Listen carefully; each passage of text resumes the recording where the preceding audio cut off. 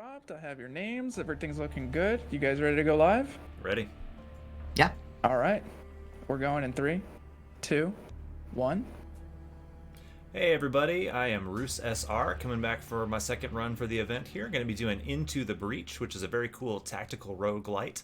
And most of the commentary is going to be done by my good friend Grimelios here. How are you doing? I'm doing well, thanks. Yeah, so this game has a lot of really quick decisions you have to make, so I'm going to be talking a little bit, but most of it's going to be handled by Grim here. Other than, I'm going to introduce the category here. We are doing 2 island percent. The structure of this game is you can do up to 4 islands. You have to do between 2 and 4, and then you go to the final area of the game. We're going to be doing 2, and we're going to be doing the Frozen Titan squad for reasons that will become apparent throughout the run. And we do play on easy difficulty just because it kind of strikes the best balance of challenge plus not being really awful RNG to speedrun. So I'm ready to get started. Let's go ahead and get going in 3, 2, 1, go. Good luck. Thank you. Yeah, so welcome to Into the Breach. There's a lot of information to cover. I'll try to walk you through it. First of all, as Roos said, this is 2 island percent. That refers to 2 of the major islands out of 4 total possibilities. As much as possible, Roos is going to be trying to choose fast missions, and I'll go into some detail on what a fast mission means. First of all, to just cover what it is you're looking at, if you've never seen this game before. Into the Breach takes place on an 8x8 grid that you can think of as like the game board. You control 3 of your own mechs, and which specific mechs you pilot are based on the squad. As Roos said, we're using the Frozen Titan squad.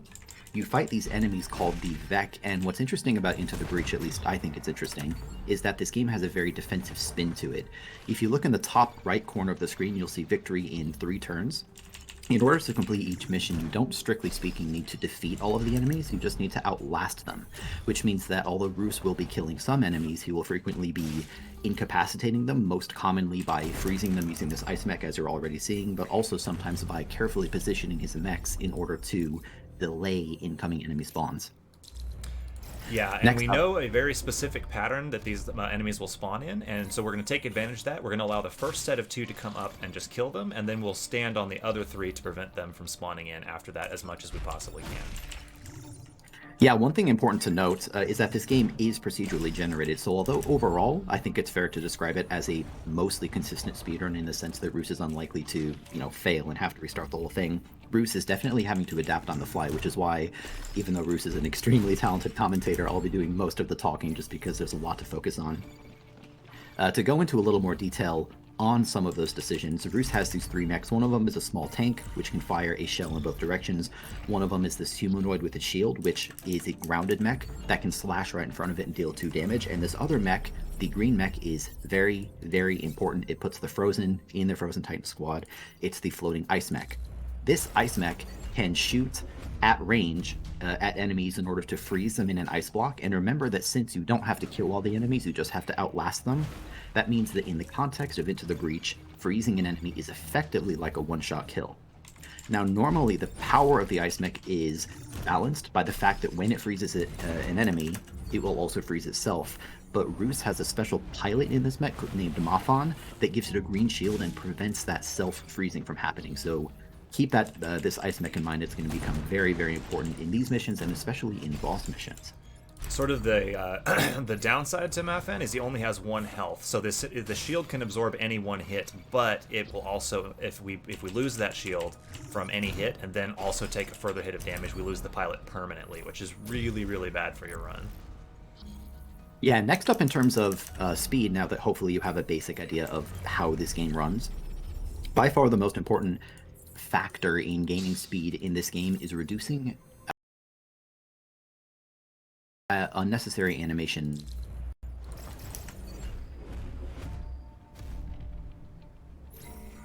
Whenever you see a crack in the ground, that means that an enemy is going to spawn at that spot on the next turn. But if Roos instead positions one of his mechs on that location, the enemy will kind of bump up against it, and it doesn't kill the spawn entirely, but it delays it for a turn. There's still a short animation, but it's faster than seeing the enemy come in, and has the added benefit that obviously you don't have to kill the enemy.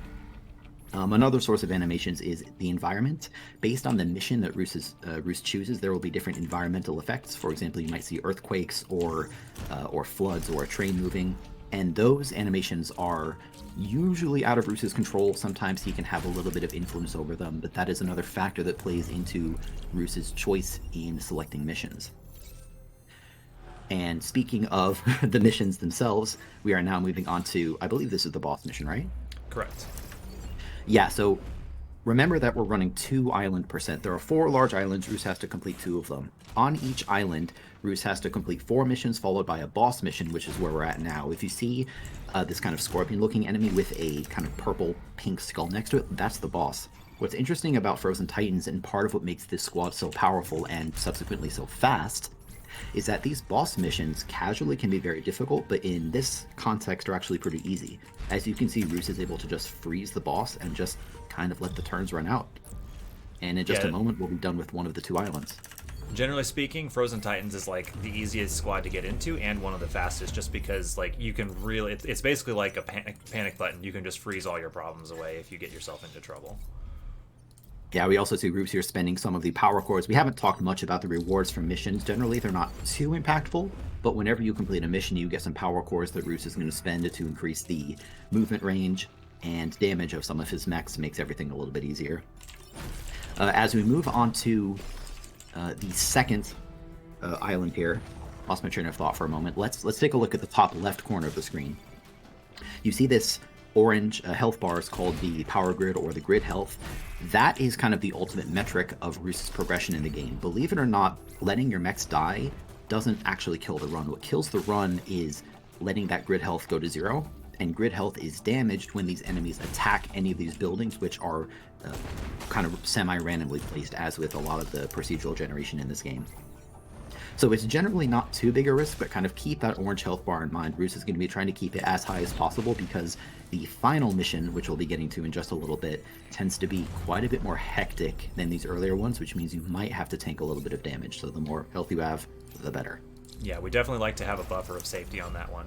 We did get a little bit of bad luck. On the second island, one of the possible enemies that can spawn is this sort of spidery one, and it fires out these little webs that lock your mechs into place, which is really, really bad because obviously losing the ability to move your mech around where you want it to is very problematic when we have, like, you know, on average, you're going to have about 3 things you want to deal with on a turn, and you have 3 mechs. So not being able to move can really hamper your ability to do that. Yeah, and I'm glad you mentioned things that you have to deal with, because the next topic I wanted to touch on was enemy spawns. There are specific patterns in which enemies will spawn based on whether you're running a 4-turn mission or a 5-turn mission or a boss mission, kind of depending on the kind of mission you choose. And by pattern, I don't mean that Roos knows exactly where enemies are going to spawn, like the specific tile.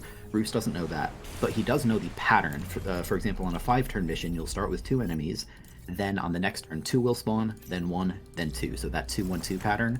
For 4-turn missions, it's a 2-1-1. The specific numbers don't matter too much. Just keep that in mind in terms of Roos knows, kind of on average, the number of actions that his mechs can perform per turn. And as such, when he has to kill enemies and when it's usually faster to just try to block them. So here, for example, you see Roos using that mech and then using his kind of Aegis shield mech to kill these enemies, freeze the other one with 2 incoming spawns. Roos is going to attempt to, I think, take 1 or maybe both of them out, right? Yeah, we'll kill these 2 enemies here. Unfortunately, the spawns have gone a little bit too far out of our range to actually be able to block them, so we're going to have extra enemies animations. This mission will be a little bit slower than we like it. Part of the balance of getting good at this game is like knowing, okay, I've got a decision in my head that's like 90% of the way there. If I thought about it for another 10 seconds, I could get 100% of the way there, but that actually doesn't end up being worth it. Like, a lot of times you just have to take the decision that's good enough. And then, like, as you get better, you can get better and better at seeing those 100% lines over time. Yeah, definitely. This speedrun is a game of consistency, I think. Something else that Roos has been doing, you may have noticed so far, is that at the end of each mission, there's a post-mission summary screen which tells you, well, information about the mission you just completed. Roos is going to be quitting to the menu and reloading quickly whenever that happens, because it ends up being just a little bit faster. It doesn't affect the rewards you get or anything. I already mentioned those power cores that Roos has been applying to the mechs, but it saves a little bit of time from having to watch them. So far, I think the mission selection has been reasonable, would you say? Yeah, we've only had 1 or 2 that, like, weren't great, but honestly, like, especially when you're in a marathon, you just kind of hope for as good as you can get. We haven't gotten a lot of the very fast missions, but we've gotten consistently a lot of the sort of like average ones. Yeah, we've also had, I think, reasonable luck as far as bosses and enemies. Not all bosses and enemies in Into the Breach are created equal in terms of speed. I guess we'll see what boss we get here. I believe that's known in advance, actually. Yes, well, you can see it as soon as you select the island. This is the slime boss, and this is it's actually a very difficult one for most squads, but for Frozen Titans, because we can just freeze the slime boss, it's no problem. The big problem with this for other squads is that when you kill it, it breaks into multiple smaller slimes, and so it like ends up representing a large number of threats. And because we can just freeze it and not worry about it, we completely bypass that mechanic. Yeah, so here we are. We're just going to run out the clock, and I'm going to go ahead and start talking about the final mission. Once you complete 2 of the large missions, of which we're about to, large islands, Roos is about to complete the second one, we move on to the 5th and final island. This final island is a 2-parter. We start on the surface and work our way through the mission, and then the floor is going to collapse. We're going to drop down to the second part of the mission. I mentioned a little earlier that this part of the game becomes quite a bit more hectic. So there's still some patterns to it. There's still some strategies that you can use, and Roos is experienced enough to know how to navigate what the game is going to throw at him. But this is really why you want that grid health to be maxed out, which luckily it is. Remember that orange health bar on the top left, we have maximum grid health. A lot of stuff spawning in. Roos is going to try his best to get rid of some of these enemies. That Agit's shield mech used to do 2 damage, now it does 3, as always moving that green flying ice mech into position in order to freeze enemies when possible. You're also seeing me quit to the menu a lot more often.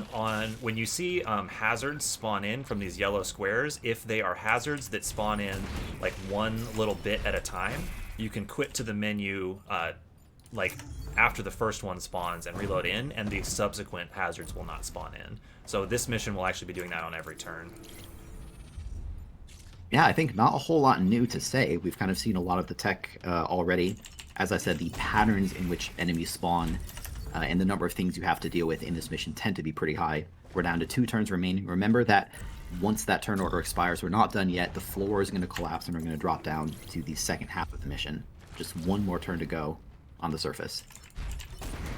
We've gotten really lucky that when you push back into the water, they die immediately. And we had, I think, 3 of them line up here where a tank mech could just push them in for an instant kill. That's pretty nice. Now, this first turn of the second half of the final mission is very, very important. Roos is going to move his mechs wherever they need to be. After this turn, a bunch of tentacles are going to spawn, or I'm sorry, they're not going to spawn, they're going to prepare to spawn underneath wherever Roos is, and then the next turn, those tentacles will pop up out of the ground and just completely consume and eradicate the tile that they're underneath. So Roos can use that to not just delay, but actually destroy some incoming spawns if he gets lucky with some of the placements. We also, I believe, just saw that nuke, which we have to protect. I think it fell on an enemy. It did. So that's actually just an Easter egg. It doesn't ever kill an enemy that wouldn't have already, like... There's 3 enemies on turn 1. If you get that Easter egg, there's just a... There's like a 4th one that gets killed by that. So it's purely aesthetic, unfortunately. Still nice to see an enemy get crushed, I guess. We finished that first turn. Here in a moment, you'll see those kind of yellow hazard squares, as always, Roos exiting and reloading to skip some of that animation. Now Roos is definitely going to move these mechs off of these spots because they're about to be destroyed. Continuing to use the ice mech, slashing 3 additional damage to kill the elite enemy. There are the tentacles. Just a few turns remaining, and time will be coming up in the near future. I'll call it out as it comes up. But basically, when we get to our last turn, I'm going to pass the turn. We're going to see like a row of tentacles come up, and then time will be called as the bomb starts to go off. That's going to be Almost in just there. a moment here. All I'm going to do is kill this enemy and then pass the turn. Time is right now. GG, very well done. Thank you. 13:01. I think that actually beat my GDQ time. Did you end with full grid health? I think I did. I don't think I took any grid damage there. Awesome. I definitely was playing intentionally safe because it is a marathon. If you're really trying to push it in this game, a lot of times you will do things like shoot enemies into your own buildings to push them in for extra damage.